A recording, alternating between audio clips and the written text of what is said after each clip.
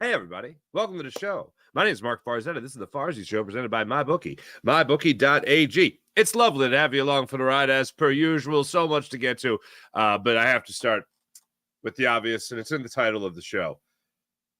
All throughout yesterday, when I was listening to Shefty, Ian Rappaport, and I was reading other reports on the whole thing and reading stuff out of New York with Hassan Reddick,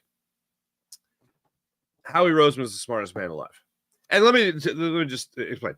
That's not fun for me to say. I don't want to say that. It's a lot more fun for me, or easier at least, when like general managers suck. When those guys are better, when they're terrible at their jobs, it's a lot more fun for me. It makes my job a lot easier to talk to you about these idiots that are running our team. And then Howie Roseman makes it extremely difficult to do that. And obviously there's the biggest thing that's on his resume is obviously the Super Bowl, but what's also under that, directly under is, Super Bowl champion. They did that 2 years after Chip Kelly. And then they went back to a Super Bowl with a different head coach and a different quarterback 5 years later. So that is also pretty good to have on your resume for Howie Roseman. And then there's just a number of deals that he's worked out. The fact that we haven't had problems here in Philadelphia, and they're having problems right now, for instance, in Dallas with a certain wide receiver and CeeDee Lamb, and the Eagles signed both their wide receivers in the offseason with no issue whatsoever. Both wanted to be here. That's pretty great. And the one guy that was a bit of a thorn in their side, Howie turned that problem into a third-round pick. So that is pretty remarkable. And yes, at the time, I was certainly ripping into Howie Roseman, saying, "What are you doing? Keep Hassan Reddick here in Philly." And I would still love him back in Philadelphia. And yes, that would be the ultimate Howie Roseman owns the league move.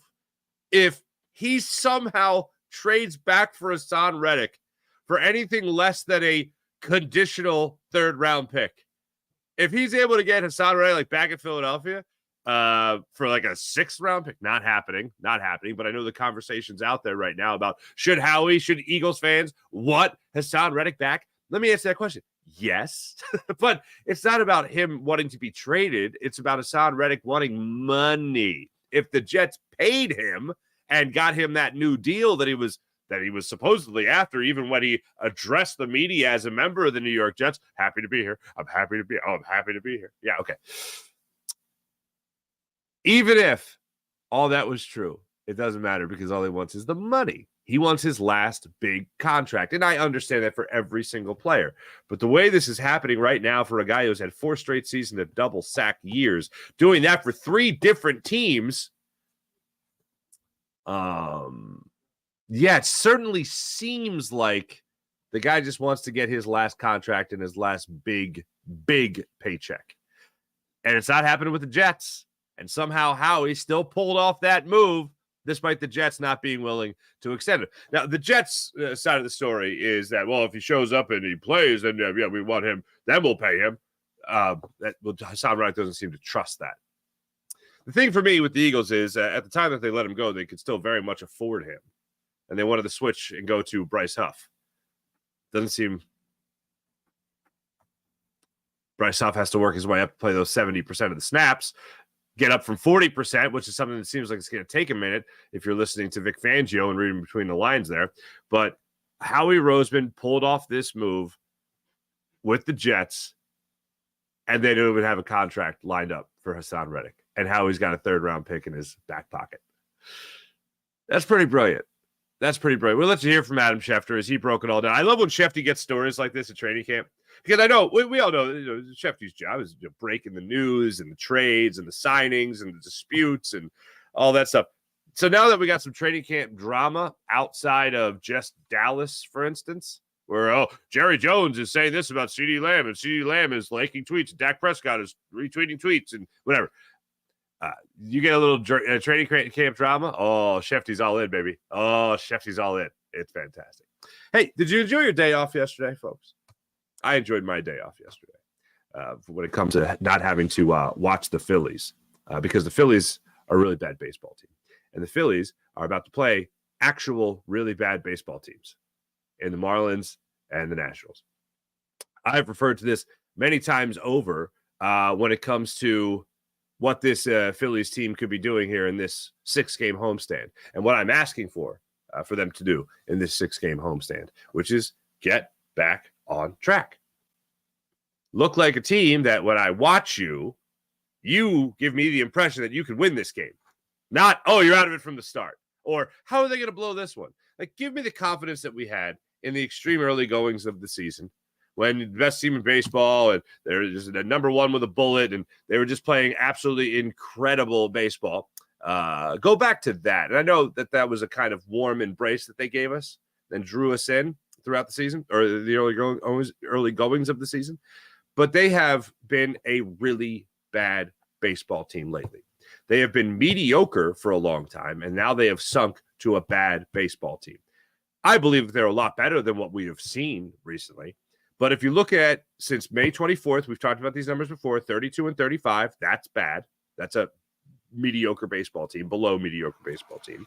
And then you look at their last 54 games. So since June 8th, the Phillies are 24 and 30. 24 and 30 in their last 54 games. The Phillies, their starters ERA in that time is 4.54. This is the same rotation. All right, this is I should say the same Phillies team that had Zach Wheeler dealing at the beginning of the year, Aaron Nola pitching well at the beginning of the year, Ranger Suarez pitching better than anybody in baseball, Christopher Sanchez earning himself a new contract this year. Everyone pitching great. And then whoever you had come in the fifth spot, Taijuan Walker, not so much. Spencer Turnbull, incredible. Now you're going to get Taijuan Walker back tonight. So I don't want to hear it. I have zero optimism about that, by the way. Taijuan Walker is going to be back. Spencer Turnbull is going to be back. Ranger Suarez is going to throw off the hill tonight before the game. Facing live batters, by the way, as he comes back from injury. This rotation has just been average at best to bad most of the time.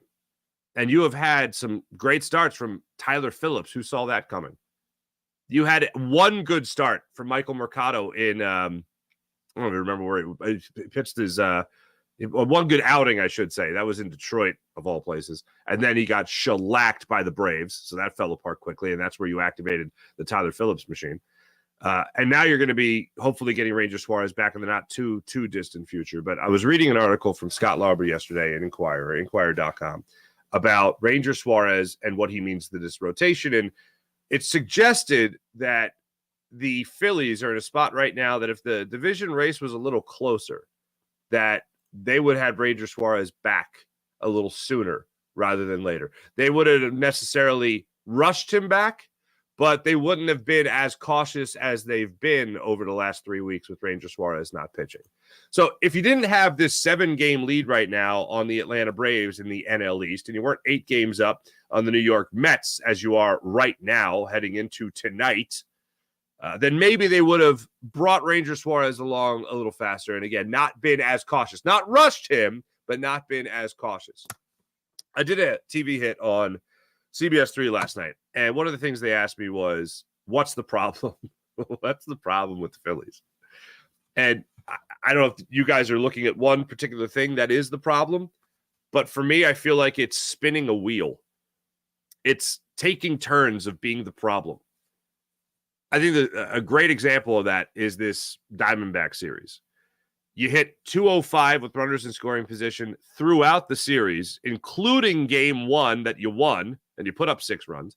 But he hit 205 in the series with runners in scoring position. That seems like a problem. You get great pitching in game 2 of the series. You only allowed 2 runs going into the 9th inning. And then, unfortunately, Jeff Hoffman gave up a devastating home run from Del Castillo that all of a sudden put you down 3. Oh, it was a walk-off. You lost. So you couldn't hit in that second game. And then you couldn't close it out with your bullpen and keep the team in a position to win the game. And then game 3, you didn't hit at all. So it's back-to-back games you didn't hit. Game 4 in this Diamondback series, you hit, but you hit late. And you also didn't get good starting pitching. So I really feel like you could put it on rotate. as far as the problems that this Phillies team has been having as of late. But the one constant thing, and all of those factors lead into this one constant thing, the Phillies seem to get disheartened really fast. Whether it's you go out there and you get a 2-run double from Alec Boehm to start things off and put you on track, and then all of a sudden that falls apart because the Diamondbacks string together a couple of hits and all of a sudden tie the game before you know it. It seems like when one thing goes wrong, a whole bunch of things go wrong after that. There is a very fast, expedited domino effect with this Phillies team where one thing goes wrong and then the wheels just come off. And the Diamondbacks, I got to say this. I don't know if you saw what happened to the Diamondbacks last night, but the Diamondbacks won their game on 2 wild pitches in the 7th inning, both coming with a runner on third. That's what happened in last night's game. So things seem to just be going the Diamondbacks' way as they continue to be the hottest team in baseball. Also, by the way, the Dodgers got Mookie Betts back last night, and he's going to take a while to get back into the swing of things. He only had a home run and a single last night in his return as the Diamondbacks beat the Brewers. Oh, yeah. Things aren't going to get any easier for the Phillies when it comes to around the league. They need to take care of business with their division at the very least. Dodgers won last night. That did give them their 70th win of the season. But as far as the Phillies go, one of the things that was on rotate in my mind is just that you can't pinpoint just one thing with why the Phillies are struggling. All those things build up to, of course, the domino effect that I talked about, where one thing goes wrong, then the wheels come off. But with this Phillies team, it seems like somebody else takes a turn to blow it. Whether or not it's the lineup not hitting with runners in scoring position, it's the rotation, the starting rotation not giving you a chance to win from jump, or it's the bullpen coming in and struggling. That's another thing that you can look at in Game 4 as well. Once you started to hit, Jose Alvarado came in, 3 runs. So you're facing bad baseball teams. Look at the NL East standings one more time. You have the Phillies, 7 games up. And then all the way down there at the bottom, you have the Marlins, 25.5 games out of first place at 44-75. And the Washington Nationals at 54-65, 15.5 games out. Before you go out on a tough road trip, please, by all means, just handle the business here. I don't want to hear anything after it. Oh, they're bad teams. Yes, they are bad teams. But the Phillies are a pretty bad team right now, too. 7-15 since the All-Star break. They're not good. So don't be terrible. That's all I'm asking for. If you wanted a series to pull focus and maybe have a team give you a couple of breaks, these are the series to do that. These two. Let's cross our fingers. All right. So we'll get to that. Eagles, of course, are in right now. They got into New England yesterday, into Foxborough, right next to the stadium. If you've never been to Foxborough, right next to Gillette Stadium, right there, boom, this is a practice field, right next to it. Literally down a hill. So that's where the Eagles are having their joint practice with the Patriots. We're talking about a couple position battles.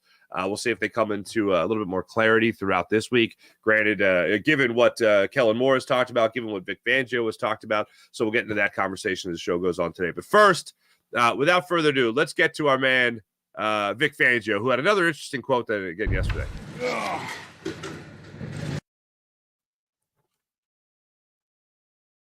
You didn't think I wasn't going to play it today, did you?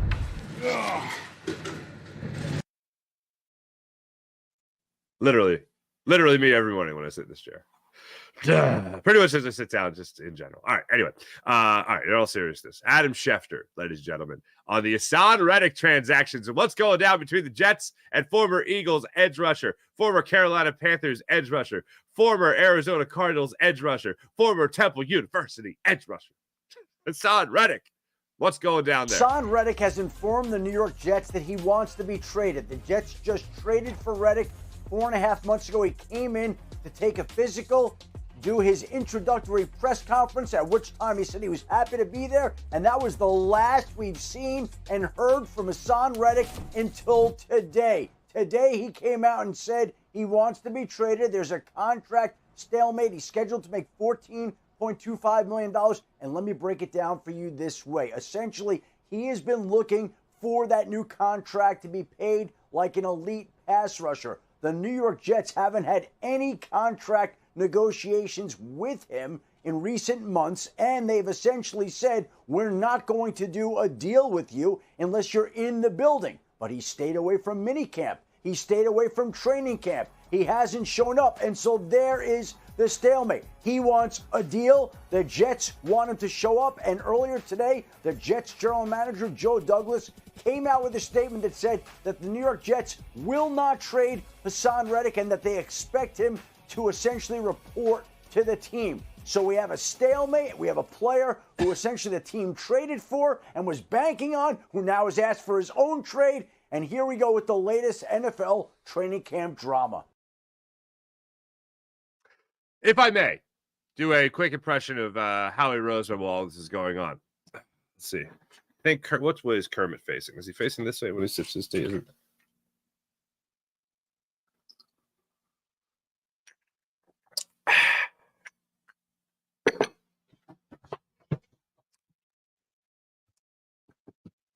Yes, that was partially an excuse to finish my espresso, but Howie Roseman, I don't know how he does it. I know a lot of people look at this and they'll look at our old friend Joe Douglas, right, who was an assistant to Howie Roseman when they won that Super Bowl. That was fun, right? I remember that. And they'll say, "Oh, well, Joe Douglas is an idiot." I'm like, "That's easy. That's easy." But would Howie Roseman really make a trade with a guy he used to work with, knowing that the guy he used to work with is going to get screwed? And the answer to that question is an emphatic yes, because Howie Roseman's a cold-blooded killer, man. This is insane to me that Howie could pull this move off with someone that he worked with. And I do find it hard to believe, though. I'll say this. Yeah, is it possible that he could do that? Yeah, no question. But I find it hard to believe that Howie did this knowing that Hassan was going to be as big a holdout as he has been. Because it's not like the Jets and the Eagles have some rivalry and Howie wants to pull the wool over the Jets' eyes. I don't think that makes any sense. And also, I don't think Joe Douglas is a moron either, where he's going to be like, yeah, take a third-round pick for Hassan Reddick because you and I are boys, Howie. Like, I don't think that makes any sense either.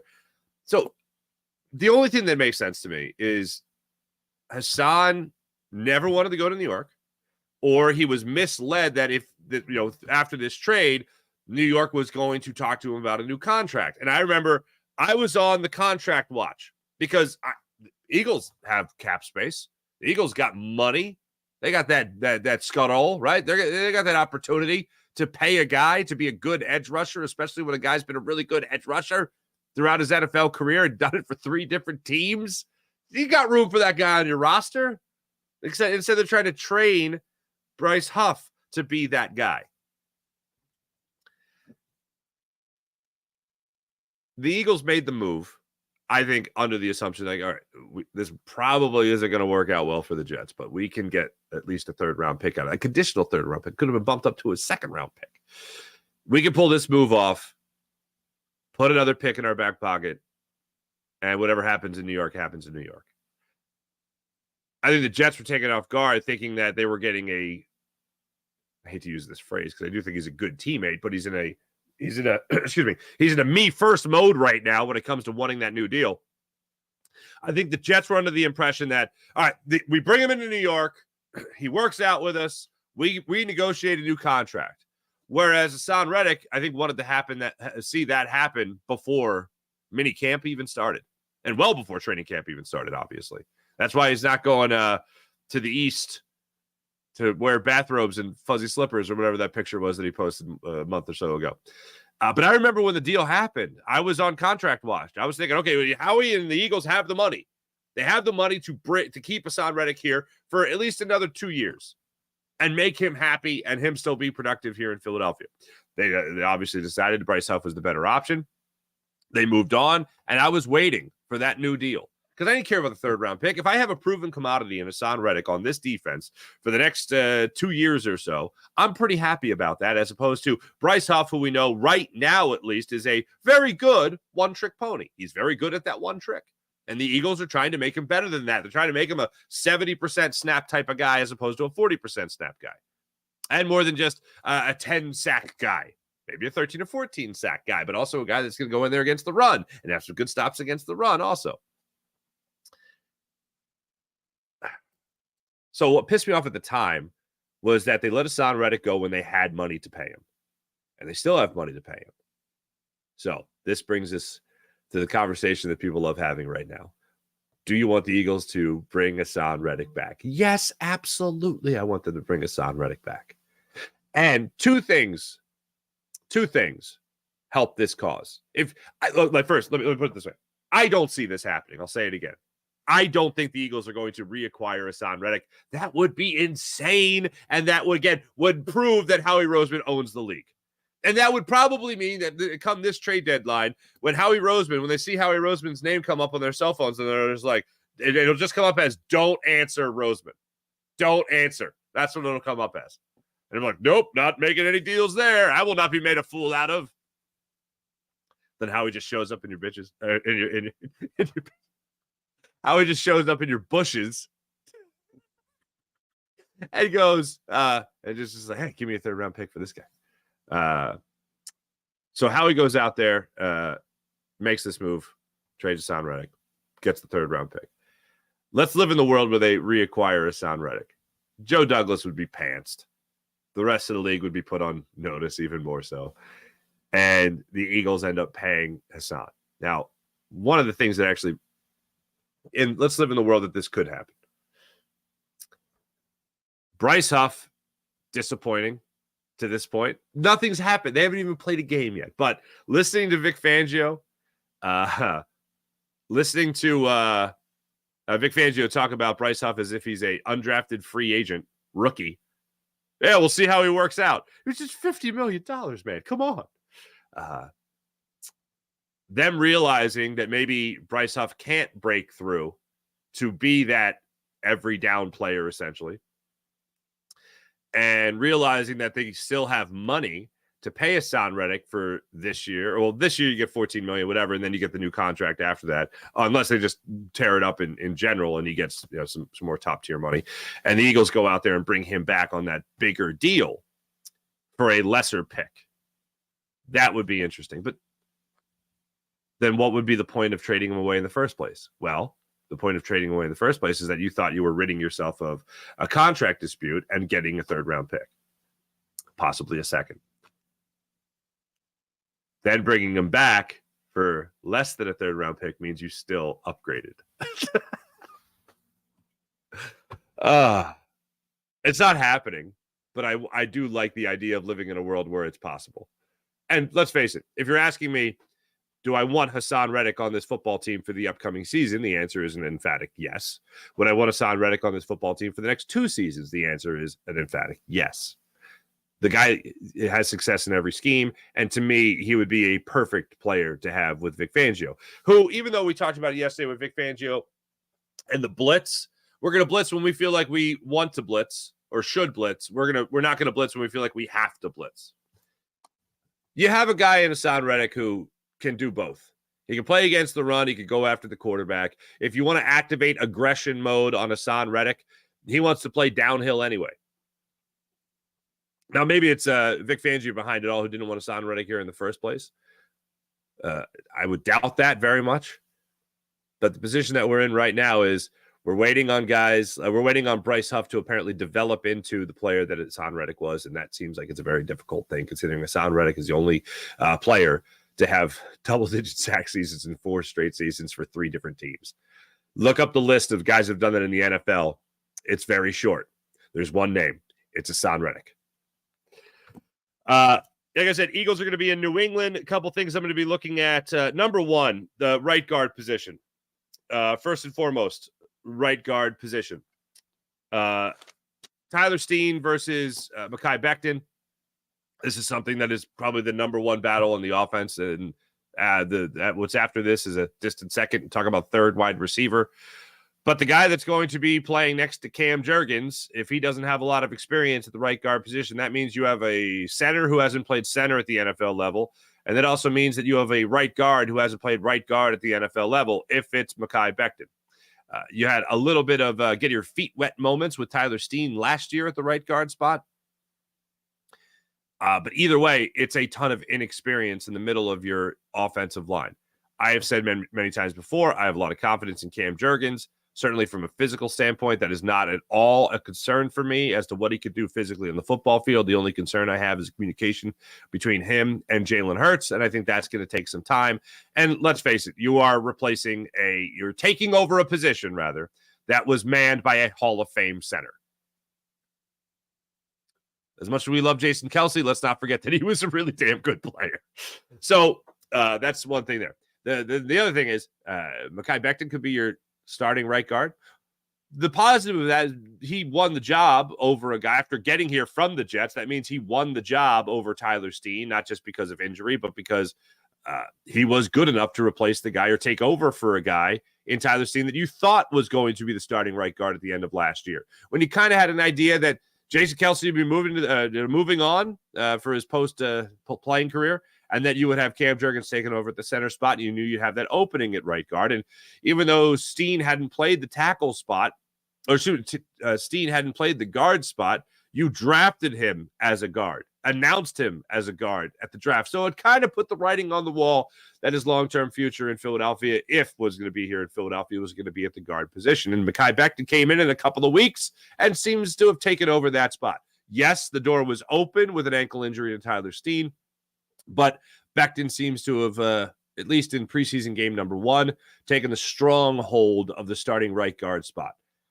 I'm very curious to see Thursday night who your starting right guard would be. I would assume it'd be Mekhi Becton, but if this is going to be a back-and-forth battle, maybe Tyler Steen has worked his way back a little bit over the last week from this ankle injury. Maybe he's a little closer to 100%. Maybe they give him the opportunity to go out there and start the football game. So that's the position battle number 1 I'm going to be looking at closely as training camp goes on here with this joint practice in New England. Number 2, and this wasn't number 1 on my mind, but I was reading my friend Ruben Frank on NBC Sports Philadelphia, and he had an interesting piece there about Nakobe Dean and where he kind of fits in all this. Because as close to the vest, or I'll even say it skews on the side of negative, as negative as Vic Fangio has been on Bryce Huff, he's been gushing more or less about Zach Bond. So that leads me to believe that Devin White and Zach Bond are going to be your 2 starting linebackers, and then you're going to have an edge rusher in there as well. That, to me, is interesting. Nakobe Dean played okay, didn't jump out against the Ravens. Jeremiah Trotter Jr., I thought, played very well against the Ravens in his first pro exposure. Ben Von Sumeren is probably at best a practice squad guy if he stays around at all. But I think this Eagles team is going to be, for a team that never seems to have linebackers, I think they're going to have a nice competition at linebacker. I'm very curious how this linebacker group plays in the joint practices against the Patriots and plays in this preseason game. And I can't remember the last time I was actually looking forward to watching linebackers play. Like, not just like one guy, like, hey, how's Nakobe Dean going to be? But actually, like, I didn't look forward to TJ Edwards, and he's been the best Eagles linebacker of the last, 4 years? You might even be able to go further back than that. But I can't remember the last time I was really looking forward to evaluating the linebacker position for the Eagles to see who could emerge here. I think it's locked up as of right now as to who your starters are going to be. But after that, who are going to be the guys that are going to be stepping up when somebody else goes down? Will Jeremiah Trotter Jr. get that opportunity? Will Nakobe Dean get that opportunity? It's a very interesting thing I'm looking at going into preseason game number 2 on Thursday night. So linebackers, believe it or not, are certainly up there, and I didn't expect that. And then one of the things I was reading from Ruben was the idea of Nakobe still carving out his niche with this team. The third thing I'm going to be looking at is the cornerback position, which I know is of great interest to a lot of people, and myself included. Quinyon Mitchell turned a lot of heads, but I also think Keely Ringo in preseason game number 1 solidified his spot as a starter. You can look at Isaiah Rodgers and Quinyon Mitchell getting starts there. You can look at, obviously, Darius Slay not playing. But I think Quinyon Mitchell is really carving himself out as a nickel corner, or by Vic Fangio's definition, nickel. Nickel is nickel and corner is corner. But if that gets Quentin Mitchell on the field, and that also shows you his ability to play physical, and that also means that Kelee Ringo and Darius Slay are going to be your outside corners, and then you also have a guy like Isaiah Rodgers waiting in the wings, that's a pretty good defense you got there. That sounds like a pretty good defense. I think Quentin Mitchell has done nothing, especially in that first game, to hurt his chances of being a starter, or at least a nickel. Number one nickel for this Eagles defense. Kelee Ringo, and I know I said this going back to minicamp, has been the don't forget about me guy. And he came in last year, and with a struggling James Bradbury, he stepped up. He played really well. He certainly helped his odds the way he played against the Ravens. I'm sure he's helping his odds with the way that he is practicing as far as the coach's opinions go of him.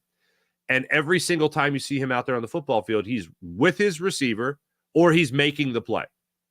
And there's an example of that. For instance, he gave up a catch. I think it was against the Ravens. It was on the near sideline, but he stayed with his man. He was with the guy stride for stride, and it was a great back shoulder throw that Ringo couldn't do anything about, unfortunately. And then later on, I think it was on that same drive, he ended up making the breakup in the end zone. So going into this season, my assumption was that it was going to be Slay, Ringo, and Mitchell. That looks like it's still going to be the case. Isaiah Rodgers will still be fighting for that spot. You did hear from Vic Fangio that James Bradbury also said he's still going to be playing some corner position. Devontae Maddox seems to be a full-blown safety at this point, but we know he has the ability to play the nickel position as well. And then Cooper Jean is still a guy that has to get healthy before he comes back onto the football field. And then Sidney Brown's still on the pup. And he's a guy that's going to be looking at the safety position, obviously, more so than anything. Eli Ricks, who I thought came up and played well, especially in that Dolphins game last year, he got fourth quarter minutes against the Ravens. So he seems to be on the outs, still on the team, but on the outs right now as a guy competing to be a starter. So find that interesting. So right guard, linebacker, and then corner. As far as just the rest of the week, things I'm looking forward to, I want to continue to see more from Will Shipley. I am really intrigued by this. And listening to Kellen Moore earlier in the week talk about possibly having two running backs in the game at the same time, because you have two guys that could also line up in the slot. You have one guy that can line up in the slot. You have another guy that can line up in the backfield. So if the Eagles are having a pretty tough go of it when it comes to finding a consistent target as a third wide receiver, but you have a playmaker in Saquon Barkley you could put at the line of scrimmage, and you have a guy in either Kenny Gainwell or Will Shipley that could be in the backfield at the same time to still give you another running back, like that is, you talking about getting creative and different with an offense. That sounds pretty creative and different than what we saw last year with more hands-on Nick Sirianni and play calling of Brian Johnson.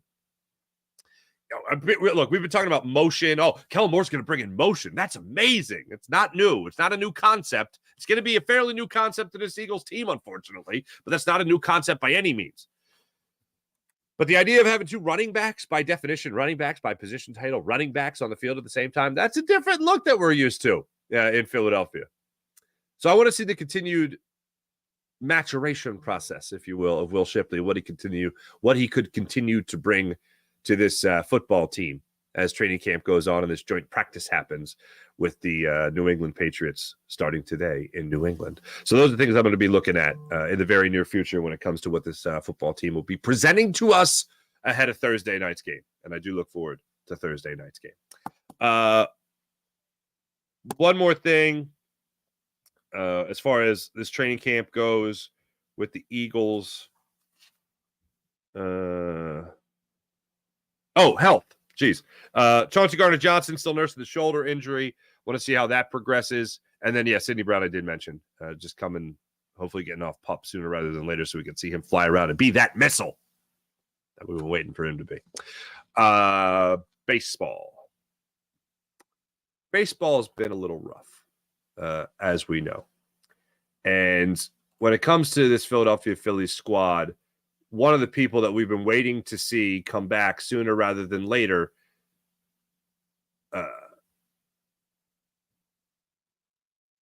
would be,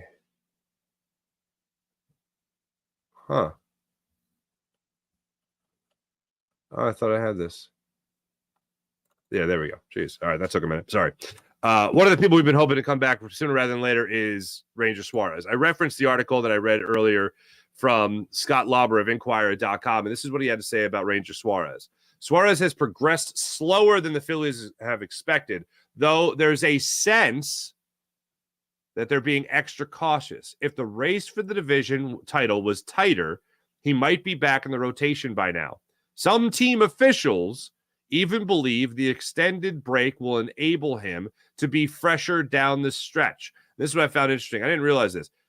He pitched 125 innings last season. Even with his absence this year, this is reference to this year, he's already at 119 and a third innings pitched. He's essentially 6 innings away from reaching his season total of last year. That's a lot of innings for Ranger Suarez. We've talked a lot about Ranger Suarez and the historic numbers that he put up in the early goings of the season. You have to go back to 1913 to find numbers like Ranger Suarez and what he was able to do for this team. But I think one of the things that has greatly affected the Phillies over this stretch is the inconsistency in the starting pitching. Whether it be Spencer Turnbull dominating in the first month of the year, and then all of a sudden he's out, Taijuan Walker's in, and then Walker's hurt, Turnbull gets another start, and then you have Michael Mercado come in, make a start, and then you have Tyler Phillips come in and make a start, Taijuan Walker injured, Ranger Suarez injured, Zach Wheeler misses a start with back tightness, Zach Wheeler comes back. There's been inconsistency in this rotation. And let's not forget that it was the best rotation in baseball. And not just that their ERA was great, their innings pitched was great. And I backed Rob Thompson when he said this earlier in the year, taking guys out. If the Phillies had a nice lead and it was the 6th or 7th inning and their pitchers were cruising and they're only at 85 pitches, he'd take them out because they still got to save bullets essentially for later in the season and for the postseason, to make sure that they're conserving these guys. You know, an inning here, 2 innings there, 15 pitches here, 20 pitches there. That's essentially adding up to another start or 2 at the end of the year that they're not making. So that's saving those starts, if you will, for these Phillies pitchers. And I agree with doing that. Seeing them pitch as many quality starts as they had to start the year, seeing them go 6 innings, 3 runs, 6 innings, 2 runs, 7 innings, 3 runs. Seeing as many starts like that in the beginning of the year for this Phillies team might certainly be taking their toll, but it's not just taking the toll on the starting pitching, it's also taking the toll on the bullpen. Because while these guys are no longer lasting that long anymore, your bullpen has then come in, and then they're starting to use those bullets as well. So now the bullpen looks like they could be getting fatigued. Maybe Jeff Hoffman's getting to that point. Maybe Jose Alvarado has gotten to that point already. Was hoping he was finding his way out of it before Howie pitched against the Diamondbacks. So establishing your 1, 2, 3 again, at least. And I think you have something in Tyler Phillips and you at least can see, go out there and have confidence in to be a good starting pitcher. Give you a good outing. We'll see whatever you get back from Taijuan Walker, but I'm not optimistic. And then you're hopefully going to get Ranger Suarez back in the not too distant future. Does not seem like he's going to be making a start in this 6-game homestand. He'll be throwing against live batting practice in this 6-game homestand, but he will not be making a start in the 6-game homestand. So a lot of things seem to be certainly different since the start of the year as far as this rotation goes. If you get Suarez back and Zach Wheeler looks 100% healthy, and Aaron Nola gets more on the right track that we have seen him do earlier in the year, and you have Suarez as your 3rd starter, and then you have someone you can rely on as number 4, and Christopher Sanchez gets back on track, well, then things will be trending at least in the right direction as far as your rotation goes. Then can the Phillies do better than their 205 batting average with runners in scoring position? Can Phillies do better than 5 hits in a baseball game? Can you get that consistency back in your lineup? Because you look at since the All-Star break, what this Phillies lineup has done, it is not impressive. Not impressive. Since the All-Star break, Brandon Marsh, Trey Turner, Bryson Stott, JT Realmuto, all under 200. That ain't going to get done. Alec Boehm has maintained over 300. Bryce Harper, since the All-Star break, has been over 300, hitting over 300. You're going to need the quick offense with the long ball. You're going to need to drive in those runs with runners in scoring position, and Alec Boehm has still done that. Finding that consistency for this Phillies team seems to be a bit of a struggle again. Will it start with the rotation? I certainly hope so. But you're going to have to wait for that. What I know is going to, like, for instance, you don't know what you're going to get from Taijuan Walker tonight.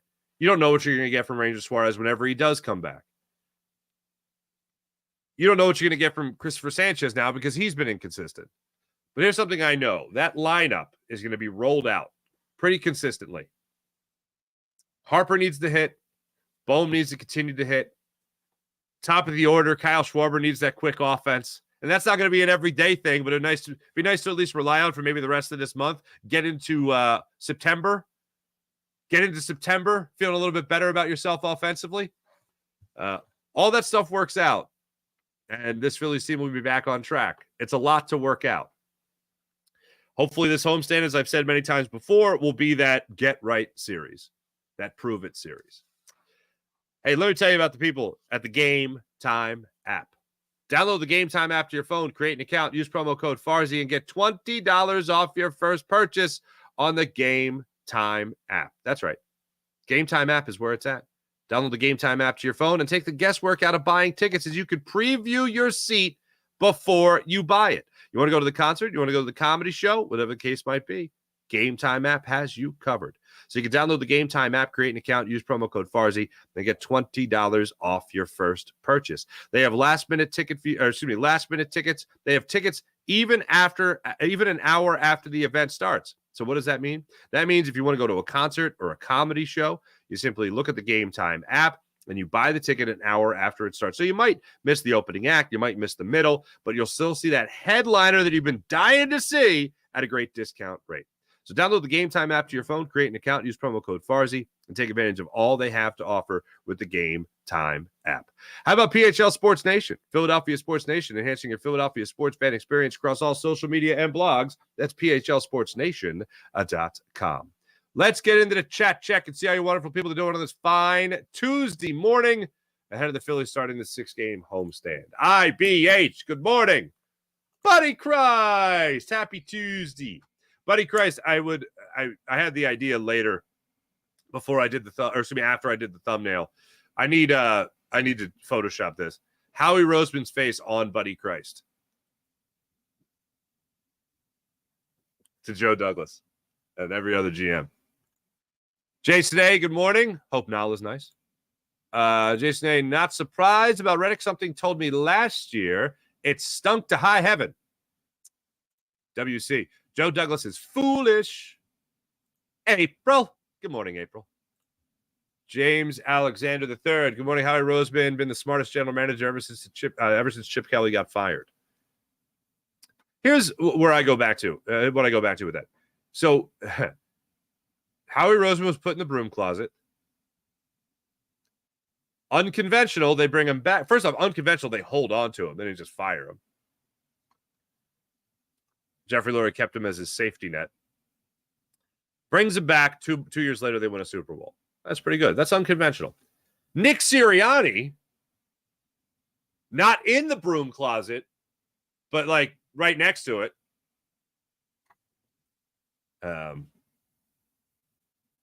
Unconventional. They didn't fire him. They took away a lot of his power. Certainly not doing the same things he was doing when he was originally hired, like, game planning and calling the plays.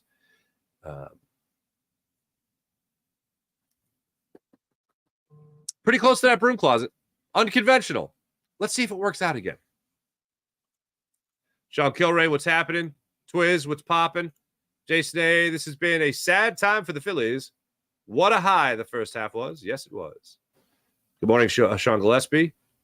James Alexander. Now Reddick is holding out for a contract. Yes, he is. Oh, James Hoffman. Hello from Chester, UK, Farzy. What's going on, Chester, UK? Nice to see you. Sean Gillespie. Reddick is making good decisions as usual. Like, I don't ever blame a guy for wanting that last big contract. But like, I just wish there was a better way to go about it. Like, before you even have that press conference, like, all right, let's have this conversation. Yes, do you want a new deal? I absolutely want a new deal. How are we going to go about this? If the way is, oh, you show up and show us that you want to be here and play, that's like, okay, well, that kind of scratches your back and then leaves me out there. No, because I show up and play and I get hurt, then I'm worth nothing. I don't like it, but I understand the business side of it. If you're a Son Reddick, you know this is your last big deal. And I've talked to plenty of players over the years that have gone after that last big deal. And I fault them zero because they don't know what they're doing after their career. And look, you can talk about financial management all you want with some of these guys, but either way, they still want that last big deal. No one's going, well, I've handled my money. I've been fiscally responsible. So I'm going to play this year at a great discount. Like, no one's doing that. They're like, oh, hold on a second. I can get 30 million as opposed to 14. I'll hold out for 30 million. You know what I mean? So I don't fault players for doing that. I just wish there was a better way to do it. This is why I don't understand how every single year players have a problem with outperforming their contracts. Yet every time there's a collective bargaining agreement reached, a new one, it's the same stuff in place. Where, oh, yeah, give us the guaranteed money. Okay, but if you want the guaranteed money up front, you don't want the guaranteed contract? Oh, no, I don't want the guaranteed contract. Okay, so fine. So every contract, even if it's a 7-year deal, 6-year deal, 5-year deal, it's really a 2-year deal. Like pretty much every contract's 2 years, at most 3 in the NFL. There's always an out. There's always an out. Oh, wow, this deal for Carson Wentz? Traded the next year. It's not that. It's never real. Twiz, don't want Reddick back. He's like T.O., talented, but a head case. What? Why would teams keep passing on him?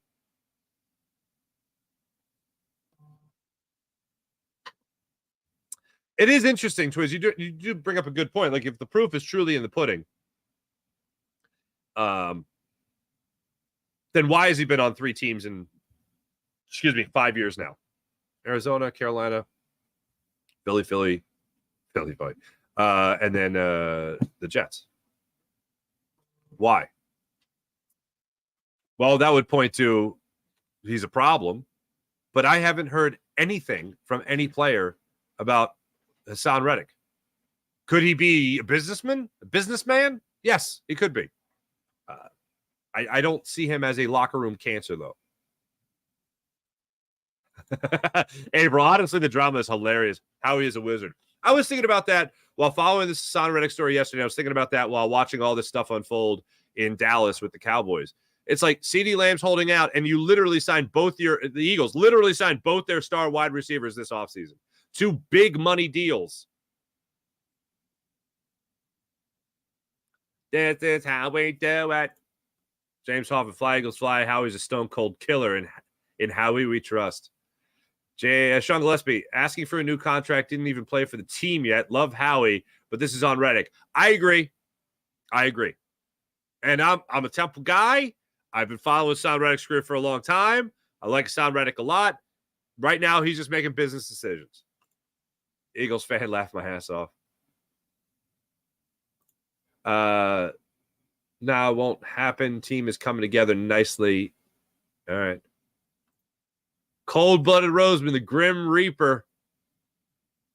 The Grim Reaper door meme with Titans, John Robinson, now Joe Douglas.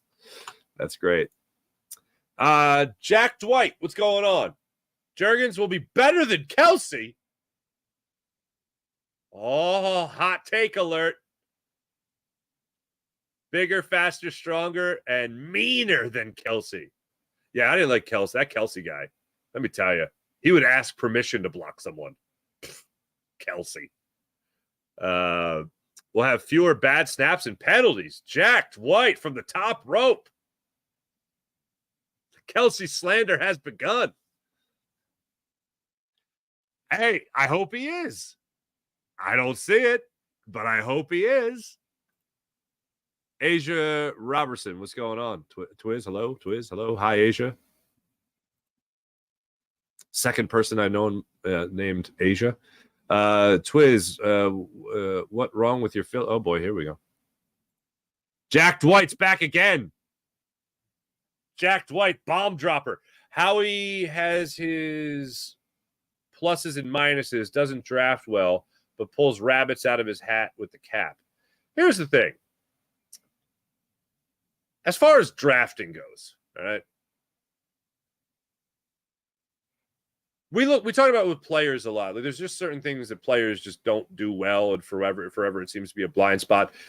Rarely do you get those unicorns that just every single year they're like, all right, how do I add to my game? You know, that type of thing. Yeah, Howie, I would love for him to draft better, especially when it comes to, hey, look, Quenyon Mitchell could be, and Cooper DeJean could be the next big thing for Howie Roseman. And, oh, look, Howie finally drafted really good corners. You know, that could be the case. But outside of linemen, and let's not forget how he did draft Jalen Hurts. He's pretty good. He did draft Devontae Smith. He's pretty good. When it comes to the cornerback position, that's been a position of concern with how he's drafting abilities. He finds a way to right the ship and put a good team together, and that's the overall good thing. If a quarterback, for instance, can't throw that short route, but that quarterback keeps winning, then that's still a pretty good quarterback. And he finds other ways to win. Not finds other ways to win. That's got a bad connotation, but wins in other ways, then that's pretty good.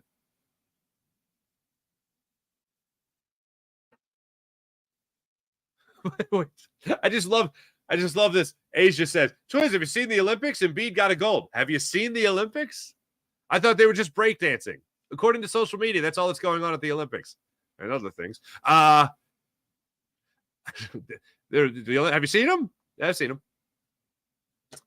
The breakdancing was pretty hilarious. But my favorite things from this Olympics, outside of Embiid winning a gold medal, my favorite things for the Olympics are the shooting guys. That's pretty cool, and the breakdancing. That's pretty awesome.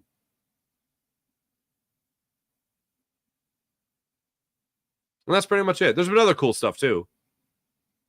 Gold medal in soccer for the ladies. Gold medal in basketball for the ladies and the men. Breakdancing and the shooting. That's been the most enjoyable off-the-radar stuff. By the way, I saw that breakdancing is not going to be coming back. So there goes that dream. Jack Dwight, love Quenyon, but wish we had Nate Wiggins instead. I like Nate Wiggins as well. I think the bigger thing for me is Edgerrin Cooper. How's that going to work out? Jason, I think that's why he didn't get a contract here. He was bad in the locker room, it seems.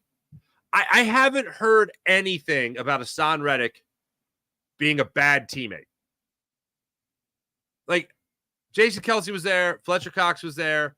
There was no airing of grievances about Hassan Reddick as the season went on.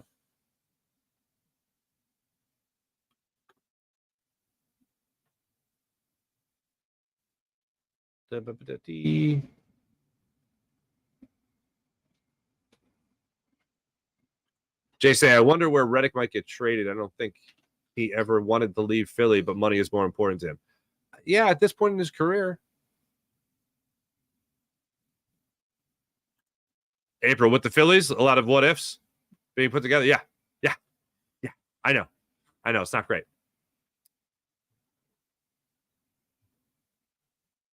Why did our genius Howie get Pickett? Kenny Pickett? Because they've always had a decent backup quarterback. Can't hit on everything. That's true. Backup. McKee looks way better than Pickett.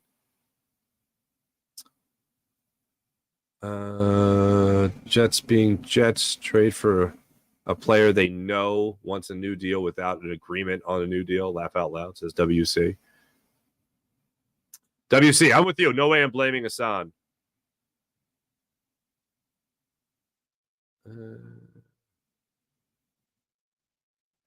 Jack Dwight, Hassan is a one-trick pony.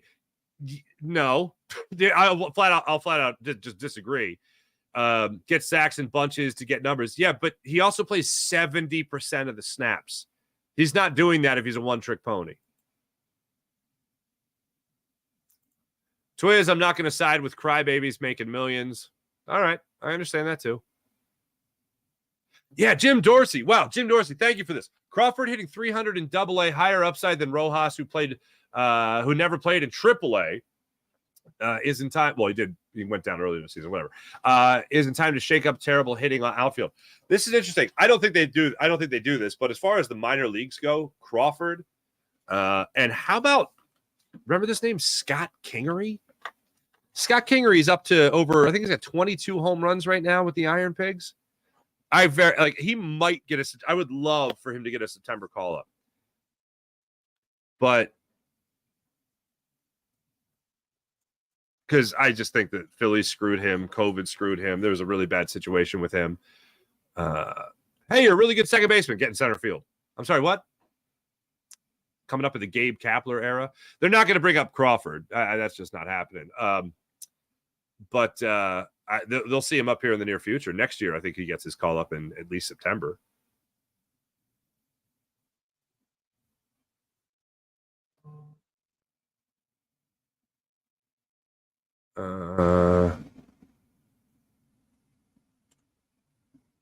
Mr. Sandman, what's going on? Bring up Crawford, homegrown American baseball talent. Sounds like an infomercial for him. Homegrown American baseball talent. Kyle Crawford. Mr. I love the Philadelphia Eagles. Thank you, Mister. Nice to see you. Appreciate you guys. Thanks to everybody in the chat. You guys are wonderful as per usual. Scott Kingery, right now in the minors. God, what a year this kid had in, what was it, 2017?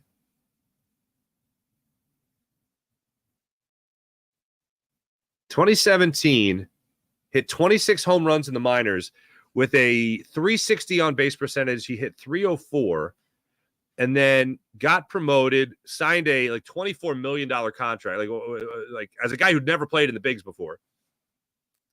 Then was bad, unfortunately, at the major league level. He hit 229 with a 280 on base percentage in his major league career. Ugh. And that started when he was 24 years old. And then this year, he's hit 22 home runs. He's getting on base at only 320.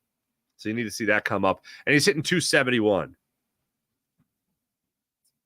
Yeah, that on base, if he's going to get a call up in September, that on base percentage needs to take a leap in the final month down there in Lehigh. Where are the Iron Pigs at this year? They're a 500 baseball team. 55 and 55. There you go. Yeah, I'd love to see Scott Kingery up here, but Carl Crawford ain't happening. Not this year. Unfortunately. Yeah, thanks again, everybody in the chat. Let's get to the morning rush, brought to you by Sky Motorcars, SkyMotorcars.com. Philadelphia Phillies back at it tonight, 6:40 start time. They start a 6-game homestand. Taijuan Walker will be on the hill. Taijuan Walker making his first start since July 21st against Arizona.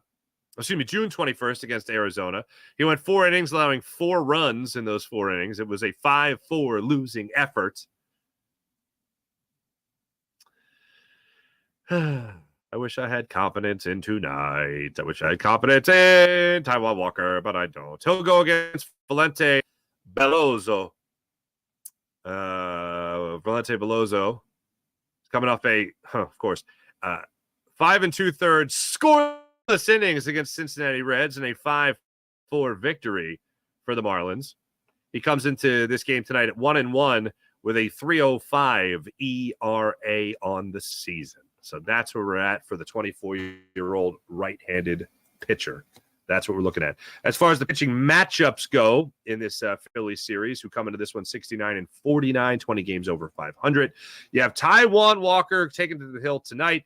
Tomorrow, it looks like Tyler Phillips, then Zach Wheeler, Aaron Nola, Christopher Sanchez against the Washington Nationals after that. I'll be back on the post tonight on Locked On Sports Philadelphia. That's Locked On Sports Philadelphia. So make sure you like and subscribe to Locked On Sports Philadelphia. Also, make sure you like and subscribe to Jacob Media. Make sure you like and subscribe to the Farzi Show as well. See you guys tonight after the Phillies hopefully handle their business. And Taijuan Walker gives you 5 innings, 2 runs. Taijuan Walker tonight. And the Phillies score 10. There we go. Thanks for watching. Thanks for listening. My name is Mark Farzetta. This is the Farzy Show presented by MyBookie, mybookie.ag. Catch you guys